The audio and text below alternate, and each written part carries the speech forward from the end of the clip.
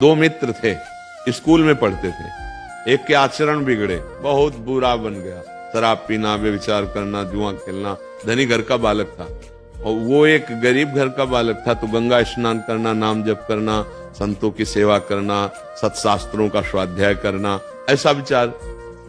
अब वो धीरे धीरे दोनों का भाव अलग होने के कारण मित्रता हट गई। कुछ वर्षों बाद जब वो जवान होकर गंगा स्नान करके आ रहा था, तो उसके पैर में खजूर का कांटा लगा। अचानक उसने देखा मेरा मित्र सामने से आ रहा है, तो देखा बढ़िया कपड़ा पहने एकदम मस्ती से, और वो फटे पुराने कपड़े, गंगा नहा, तो उसको देखने में कांटा लग गया। खजूर का कांटा बहुत बड़ा होता है। अब मतलब अब वो बैठ गया, राम राम राम कृष्ण कृष्ण कृष्ण ऐसे बोले। वो नजदीक आया, बूट पहने हुए एकदम फेटे से। मैंने कहा था तुमसे बंद करे सब नाटक, कुछ नहीं, देख मैं मौज मस्ती से। अचानक वो आगे बढ़ा तो उसको एक पैसे की थैली मिल गई। उस समय स्वर्ण की असरफियां चल, उसने दिखाया, देख तेरे कांटा लगा खजूर का और मुझे पैसा मिला। कुछ नहीं इनमें, कुछ नहीं, सब ड्रामा है। उसको लगा वास्तविक सब ड्रामा है। जीवन से मैं चल रहा हूं, धर्म से चल रहा हूं, तो खाने की व्यवस्था ठीक से नहीं, और देखो इसको असरफियों का थैला मिल गया। वो असंतुष्ट ही था। जब कोई धर्मात्मा दुखी होता है या संशय में होता है, तो भगवान किसी न किसी रूप में आकर के संभाल लेते हैं, क्योंकि उन्हीं का नाम धर्म है, वही सतमार्ग है। तो एक ब्राह्मण के वेश में, संत वेश में ऐसे आए, कहा क्या हुआ बेटा, कांटा लग गया? लाओ मैं निकाल देता हूं। कांटा निकाला, स्पर्श करते ही पीड़ा गई। तो उन्होंने कहा कि तुम्हारे मन में कुछ संशय है क्या धर्म के प्रति? बोले हाँ, मेरा मित्र मैं जानता हूं शराब पीता, व्यभिचार करता, चोरी करता, हिंसा करता, बड़ा पापी है, उसको असरफी मिली, और मैं नाम जप करता हूँ, भगवान का आश्रय लिए हूँ, गंगा स्नान कर, मुझे खजूर का कांटा लगा इतना बड़ा, और घर की परिस्थिति ठीक नहीं, क्या यही भगवान के भजन का फल है क्या? तो उनका बेटा तुम देख नहीं पा रहे हो, मैं तुम्हें बता रहा हूं, पूर्व जन्म में तुमने बहुत पाप किए, ऐसे ही जैसे तुम्हारा मित्र कर रहा है। इस जन्म में तुमने गंगा स्नान और पुण्य कार्य किया, तुम्हें इस जन्म में सूली की सजा मिलती। सूली की सजा खजूर के कांटे से खत्म हो गई। अब तुम्हारे पाप नष्ट हो गए, पुण्य का नंबर आ रहा, तो इस लोक और परलोक सब जगह सुख भोगोगे, क्योंकि तुमने अच्छे कार्य किए।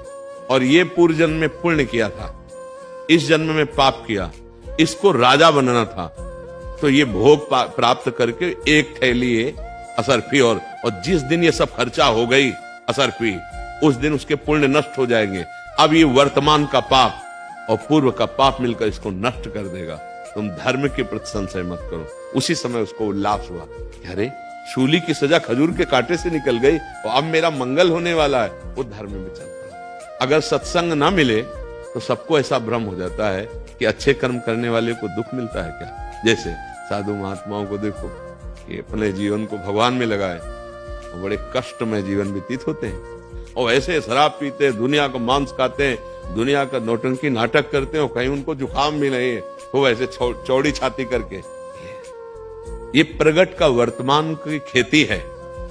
पूर्व की खेती में हमने कुछ बोया था, उसको इस समय काट रहे हैं। तो ये जो फसल है वो जो आएगी बहुत अच्छी है। वो पूर्व में थोड़ा पुण्य किया था, उसको काट रहा है। ये जो फसल बोई है नई, इसकी जब राशि आएगी तो उसके पुरिका भी जो है ना नरक भोगेंगे। और ये समझ पाना थोड़ा कठिन होता है। पूर्व की फसल बोई हुई, अब हमारा अंतिम समय, अंतिम जन्म है। फटाफट फटाफट हिसाब किताब बराबर, रजिस्टर खाली, भगवत चरणारविंद में समर्पित। तो बड़े बड़े संतों को देखा जाता है, कैंसर हो गया, ये हो गया, वो हो गया, कष्ट भोग रहे, और पापियों को देखा है चट्टपट चले गए, कोई मतलब ही नहीं, कोई कष्ट ही नहीं उनको हुआ।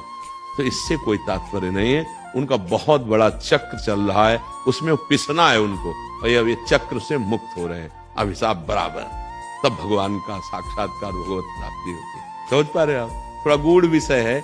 वर्तमान के दृश्य को देखकर किसी के भविष्य का अनुमान नहीं लगाया जा सकता, क्योंकि वर्तमान में वो कष्ट पा रहा है, लेकिन अंदर से वो सदाचरण कर रहा है, तो उसका भविष्य कितना निर्मल होगा, कितना उच्च कोटि का होगा।